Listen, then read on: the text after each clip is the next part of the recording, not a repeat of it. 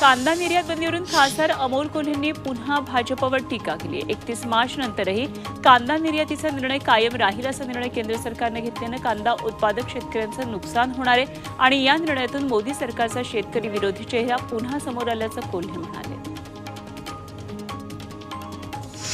महाविकास आघाडी, महायुती आणि बंडखोर उमेदवार आज एकाच दिवशी इंदापूर दौऱ्यावर आहेत. शेतकरी मेळाव्यानिमित्तानं महाविकास आघाडीचे महत्त्वाचे नेते इंदापूरमध्ये उपस्थित राहणार आहेत. दुसरीकडे सुनेत्रा पवार सकाळपासून शेटफळघडे, मदनवाडी, भिगवण, पळसदे, बावडा अशा अनेक गावांमध्ये गावकऱ्यांशी संवाद साधणार आहेत. तर बंडखोर उमेदवार विजय शिवतारे हे देखील इंदापूर दौऱ्यावर. इंदापूरमध्ये महाविकास आघाडीचा शेतकरी मेळावा आहे आणि या मेळाव्याची संपूर्ण तयारी झाली आहे. शरद पवार इंदापूरकरांना आज काय मार्गदर्शन करणार याकडे लक्ष आहे.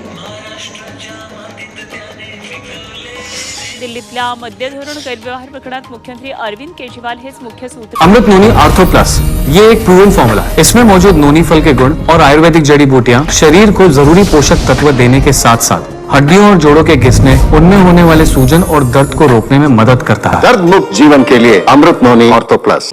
असा दावा ईडीनं कोर्टात केला आणि या प्रकरणात चौकशीसाठी केजरीवाल यांना 10 दिवसांची कोठडी देण्याची मागणी ईडीनं केली.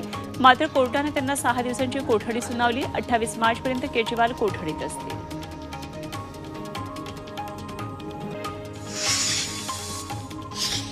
राज्यात उन्हाचा तडाखा वाढतोय. राज्यामध्ये पारा 40 अंशांवर गेला आणि मुंबईमध्ये 34 अंशांची नोंद करण्यात आली. पुढचे 5 दिवस उन्हाचा चटका कायम राहणार असल्याचा अंदाज हवामान खात्यानं वर्तवला आहे.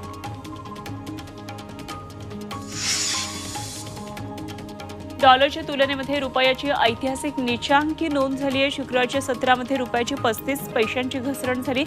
83 रुपये 48 पैशांची ऐतिहासिक नीचांकी नोंद झाली. तर शुक्रवारी रुपयानं 83.28 या नीचांकापासून व्यवहाराला सुरुवात केली. दिवसभर रुपयाची घसरण ही सुरूच राहिली.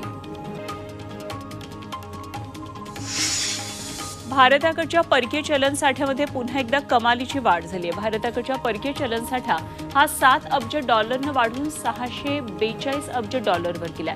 रिझर्व्ह बँकेनं ही माहिती जारी केली आहे.